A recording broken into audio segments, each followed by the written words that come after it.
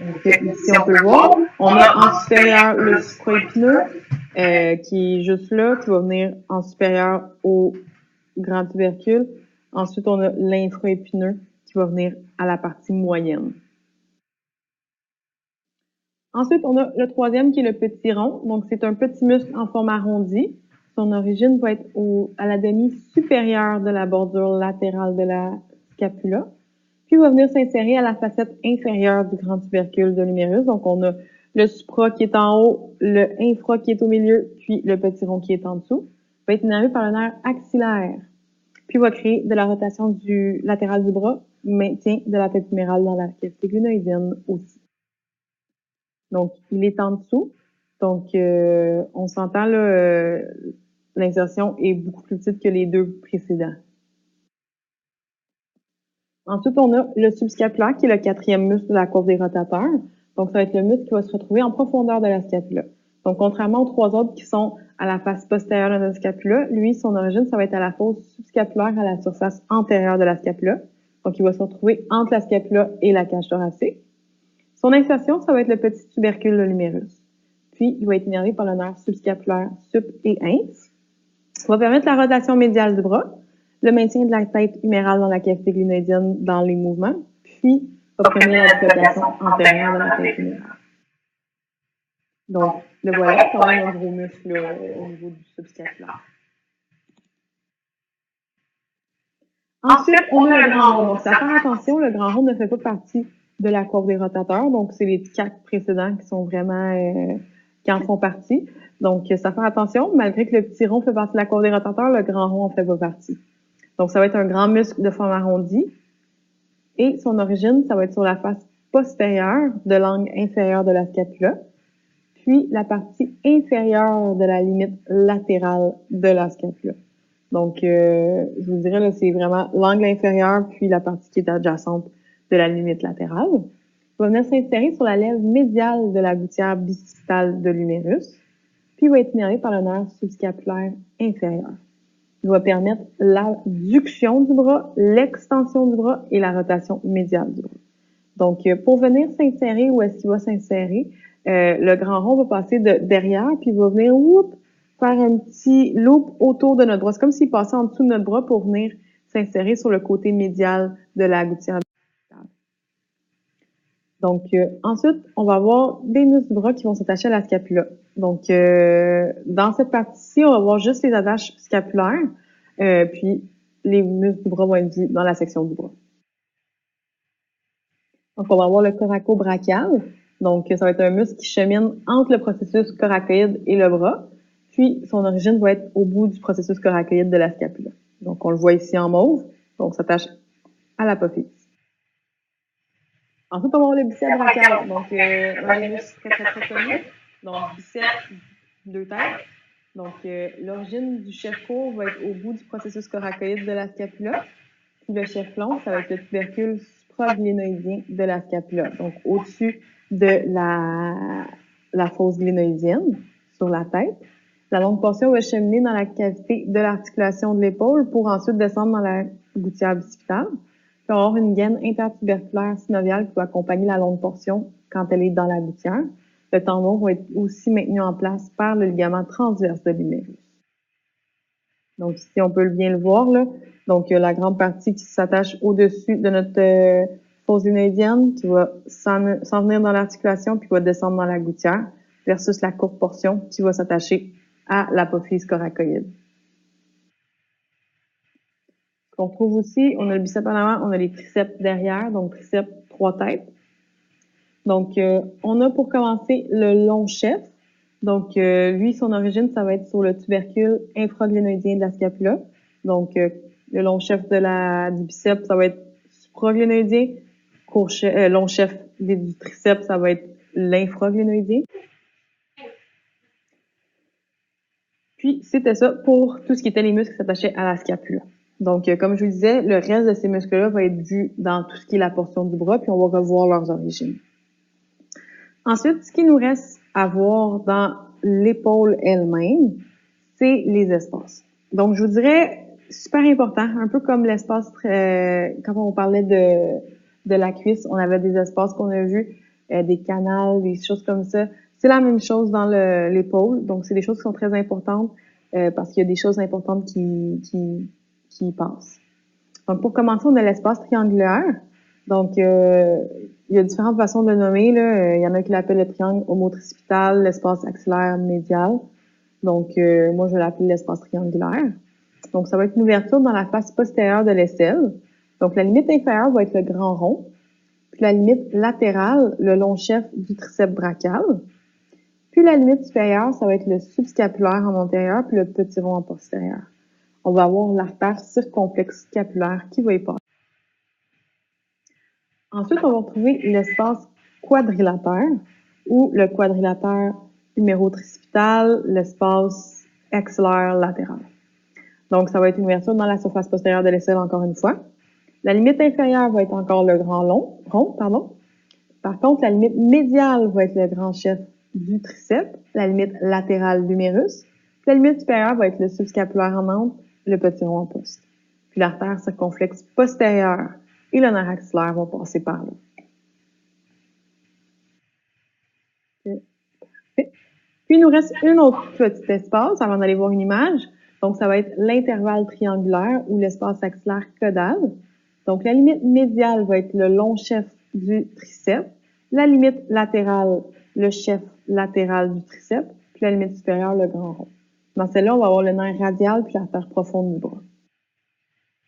Donc, on les voit ici. Donc, l'espace triangulaire, l'intervalle triangulaire, puis l'espace quadrangulaire.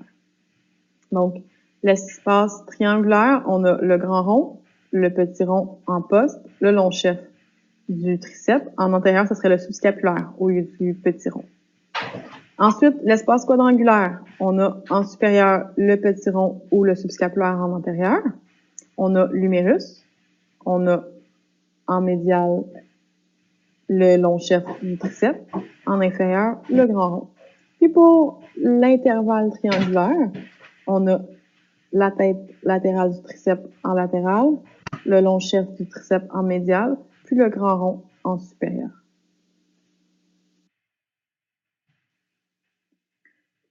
Maintenant, ce qu'on va voir, ce sont les muscles extrinsèques postérieurs de l'épaule. Donc, c'est des muscles qui attachent au dos.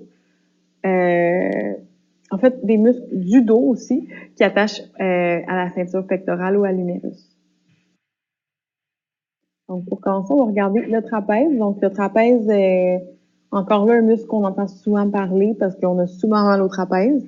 Donc, on a un trapèze de chaque côté qui vont former un trapèze qui sont collés ensemble. Donc, si on prend juste un bord, ça va juste avoir l'air d'un triangle. Donc, le trapèze, ça va vraiment être la fusion des deux côtés du corps. L'origine, ça va être sur la protubérance occipitale externe de l'occiput, donc au niveau du crâne. Le tiers de la ligne nucale de l'occiput, encore là, au niveau du crâne. Le ligament nuqué, qui est dans le cou. Puis les processus épineux de C7 à D12. Donc, C7 à D12, donc septième cervicale à la dernière dorsale. Donc, vraiment, à partir d'à peu près la nuque jusqu'à presque le bas du dos. Puis l'insertion va être sur la bordure latérale de l'épine de la scapula, la bordure médiale de l'acromion de la scapula, puis la bordure supérieure du tiers latéral de la clavicule. Il va être innervé par le nerf spinal accessoire et C3-C4. Il va permettre l'élévation de la scapula, la rétraction de la scapula, la dépression de la scapula, la rotation souple de la scapula, puis ça va aider à plaquer la scapula sur la cage thoracique, puis la flexion latérale du cou. Donc, on le voit quand même très bien ici. Il va venir s'insérer beaucoup sur tout ce qui est les dorsales ici. Puis, ça va venir sur notre épine, notre acromion, puis la partie latérale de notre clavicule. Ensuite, on retrouve le grand dorsal. Donc, c'est le muscle le plus large du dos. Son origine va être sur les processus épineux de dorsal 7 à 12, lombaire 1 à 5 et sacré 1 à 5, donc par le fascia thoraco-lombaire. Une partie postérieure de la crête iliaque, donc on sait c'est quoi la crête iliaque, puis le bout de l'angle inférieur de la scapula. Puis, ça va s'insérer au fond de la gouttière bicipitale de l'humérus. Je vous donne un truc ici, a miss between two majors. Donc, on va retrouver notre grand dorsal, qui est appelé en anglais le latissimus dorsi. entre deux majors. Donc, teres major, pectoralis major. En français, grand rond, grand pectoral. Donc, on se rappelle que notre grand rond va venir s'insérer sur la lèvre médiale de notre gouttière. Donc, le grand dorsal va venir au milieu, au fond de la gouttière. Comme vous pouvez imaginer, ben, le grand pectoral va venir à la lèvre latérale. Pour le grand dorsal, c'est le nerf thoraco-dorsal qui va venir l'innerver. Et qu'est-ce que ça fait, le grand dorsal? Ça va faire de l'extension de l'épaule, de l'adduction du bras, de la rotation médiale du bras, de la dépression de la scapula, de la rotation inférieure de la scapula. Ça va ramener le corps vers le bras en grimpant. Donc, si on monte comme ça puis qu'on tire, c'est lui qui va nous aider à nous tirer le corps vers notre bras. Donc,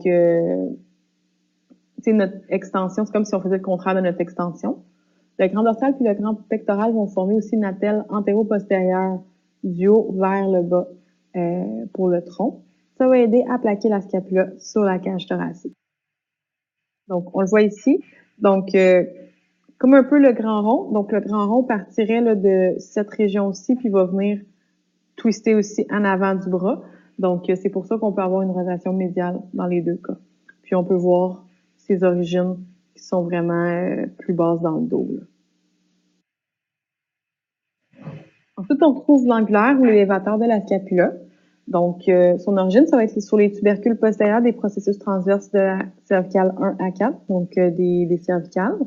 Son insertion, ça va être à l'angle supérieur de la scapula, puis la partie supérieure de la bordure médiale de la scapula. Le nerf qui va l'innerver, ça va être le nerf scapulaire dorsal et le nerf de l'élévateur de la scapula.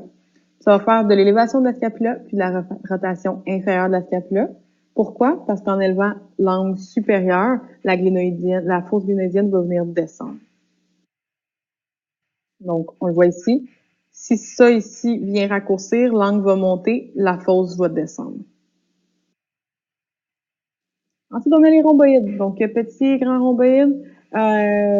Donc, le petit rhomboïde, pour commencer, c'est un muscle en forme de parallélogramme qui est petit. Donc, son origine va être la partie inférieure du ligament nuqué qui est dans le cou, puis le processus épineux de cervical 7 à dorsal 1. Donc, T1 parce que thoracique 1 aussi, D ou T1, c'est la même chose. L'insertion, c'est la bordure médiale de la scapula à la base de la colonne vertébrale. Ça va être innervé par le nerf scapulaire dorsal. Ça va permettre l'élévation de la scapula, la rotation inférieure de la scapula, la rétraction de la scapula, puis ça va garder la bordure médiale de la scapula contre la cage thoracique. Donc, on peut le voir comme ça ici. Donc, notre petit rhomboïde. Souvent, on peut retrouver des bons points de tension dans ces muscles-là. Là. Quand on pèse, ça fait du bien. Là. Donc, c'est des muscles qui travaillent quand même beaucoup là, pour la peau. Ensuite, on a le grand rhomboïde. Donc, grand muscle en forme de parallélogramme, origine au processus épineux de dorsal 2 à 5. Insertion à la partie inférieure de la bordure médiale de la scapula, donc sous le petit. Nerf scapulaire dorsal qui va venir l'innerver. Puis, ses actions, ça va être l'élévation de la scapula, rotation inférieure de la scapula, rétraction de la scapula. Ça va garder la bordure médiale contre la cage thoracique. Puis, si on n'a pas de rhomboïdes ou que les rhomboïdes sont très faibles, on va retrouver un phénomène qui s'appelle les ailes d'ange. Donc, les scapulas vont venir à décoller. Donc, le milieu des scapulas, ça va vraiment faire comme des ailes. Donc, on appelle ça des ailes d'ange. Il y a des gens qui vont venir comme ça. Il y en a que ça va devenir une problématique, d'autres que non. Ça peut être aussi vu chez les gens qui vont avoir des paralysies. Donc, ici, on trouve une belle illustration pour étudier vos insertions et origines musculaires. Donc, ici, c'est sur origine, mais il y a quand même certains que c'est leur insertion. Donc, quand même assez intéressant, là, vous avez tout ce qui se retrouve sur la scapula. Donc, on a fait tout ce qui se rapporte vraiment à l'épaule elle-même. Ce qu'on va aller voir maintenant, c'est le creux axillaire ou l'aisselle. Donc, vraiment, ce qui est comme en dessous de notre épaule. Donc, ça fait partie quand même de la même région, mais on le sépare pour le creux axillaire. Donc, ce qu'on va retrouver dans la musculature extrinsèque de la région antérieure et médiale de l'épaule, donc l'origine souvent va être les os du squelette axial, donc soit le crâne, les vertèbres, les côtes, le sternum. Puis les insertions, ça va être l'ossature de la ceinture pectorale ou l'humérus. Donc, entre autres, la clavicule et la scapula. Donc, ce qu'on va regarder maintenant, on l'a abordé tantôt, on l'a pas vu. Donc, le grand pectoral, c'est un grand muscle de la poitrine. Donc, son origine va être à la tête claviculaire, donc la limite inférieure de la moitié médiale de la clavicule. Puis, on va avoir une tête qui est sternocostale, donc la limite latérale du sternum. Puis, la surface antérieure des cartilages costaux 1 à 6. Donc, devant, où on a le sternum devant, on a des cartilages qui sont là juste à côté qui lient le sternum avec les côtes. Donc, c'est ça qu'on parle ici, les cartilages costaux. Puis, on va avoir de l'aponévrose du muscle oblique externe, donc des abdominaux. Il va venir s'insérer sur la lèvre latérale de la gouttière bicipitale. Puis, le nerf qui va l'innerver, ça va être soit le nerf pectoral latéral pour la tête claviculaire ou le nerf pectoral médial pour la tête sternocostale. Qui va faire beaucoup de choses. Donc, adduction du bras, adduction horizontale du bras, rotation médiale, flexion du bras, si on parle de la portion claviculaire, extension du bras en partant de la position de flexion. Donc, si on est au neutre, le grand pectoral ne va pas faire d'extension. Dépression de la scapula, rotation inférieure de la scape, protraction de la scapula, ça va aider à garder la scapula collée à la cage thoracique avec le grand dorsal en formant la ceinture antérieure-postérieure que je vous parlais tout à l'heure.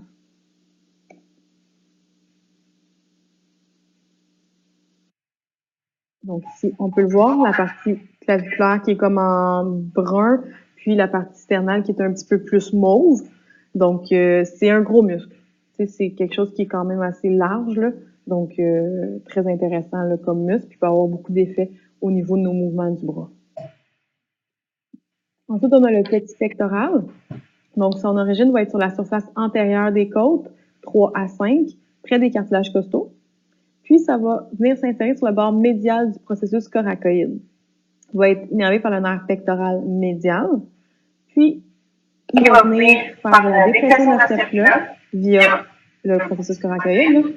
La rotation inférieure de la scapula, ça va aider à garder la scapula collée sur la cage thoracique. Donc, on le voit ici, beaucoup plus petit. Donc, c'est un muscle, par exemple, qui va jouer beaucoup sur la position de nos épaules. Donc, pour pas avoir les épaules amenées vers l'avant, donc en protraction, là, le petit pectoral va être très, très important dans ce processus-là. Ensuite, on a le muscle subclavier. On l'a abordé un petit peu tantôt quand on parlait de la clavicule. Donc, il va se retrouver sous la clavicule. Son origine va être à la surface antérieure de la première côte, à la jonction avec le cartilage. Son insertion, ça va être sur la surface inférieure du tiers central de la clavicule, sur l'empreinte du subclavier, la ligne du subclavier, pardon. Puis, le nerf, ça va être le nerf au muscle subclavier. Ce que ça va faire, c'est une légère dépression de la clavicule et donc de la scapula. Ça va tirer la clavicule en médial pour aider à garder l'articulation sternoclaviculaire collée. Puis ça va servir de protection pour les structures sous la clavicule qu'on va voir plus tard. Donc, voilà le muscle clavier. C'est un tout petit. Ensuite, on va retrouver le dentelé antérieur. Donc, c'est un muscle antérieur qui va avoir des bords en forme de scie. C'est pour ça qu'on l'appelle dentelé. Donc, son origine, ça va être sur la surface externe de la partie latérale des côtes 1 à 8. Donc, ça va être vraiment sur le côté de notre cage thoracique. Son insertion va être sur la surface antérieure de la scapula, adjacente à la bordure médiale et aux angles supérieurs et inférieurs. Puis, le nerf qui va venir l'innerver, c'est le nerf long thoracique. Ce que ça va permettre, c'est la protection de la scapula, la rotation supérieure de la scapula. Ça va garder la bordure médiale de la scapula contre la cage thoracique. Si on a une paralysie du dentelé antérieur, c'est là qu'on va retrouver les ailes d'ange. Donc, si on a un problème avec le nerf long thoracique.